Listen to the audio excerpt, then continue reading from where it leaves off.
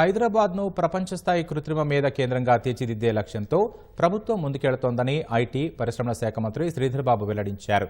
కృత్రిమ మేధతో అన్ని రంగాల్లో అద్భుత ఫలితాలు వస్తున్నాయని, ప్రపంచవ్యాప్తంగా నిరూపితమైందని పేర్కొన్నారు. ఐటీ పరిశ్రమల శాఖలోని లైఫ్ సైన్సెస్ విభాగం ఆధ్వర్యంలో ఆరోగ్య రంగంలో కృత్రిమ మేధ అనే అంశంపై నిర్వహించిన సదస్సులో శ్రీధర్బాబు పాల్గొన్నారు. ఆరోగ్య రంగంలో కృత్రిమ మేధను అందిపుచ్చుకునే లక్ష్యంతోనే సదస్సు ఏర్పాటు చేసినట్లు తెలిపారు. ఏజీ ఆసుపత్రికి చెందిన డాక్టర్ నాగేశ్వరరెడ్డితో పాటు పలువురు ప్రముఖ వైద్యులు ఆరోగ్య రంగంలో కృత్రిమ మేధను ఏ విధంగా ఉపయోగించుకోవచ్చనే అంశాలపై మాట్లాడారు. నిపుణులు ఇచ్చిన సలహాలు, సూచనల మేరకు మార్గదర్శకాలు రూపొందిస్తామని మంత్రి శ్రీధర్బాబు తెలిపారు. భవిష్యత్తులో ఆర్టిఫిషియల్ ఇంటెలిజెన్స్ రంగం సంబంధించి మన రాష్ట్రం హైదరాబాదు ఒక గ్లోబల్ క్యాపిటల్ గా కావాలనే ఒక ఆలోచనతోనే ఈ సదస్సులు నిర్వహిస్తూ పోతా ఉన్నాం. దీనికి పెద్ద ఎత్తున స్పందన వస్తూ ఉంది.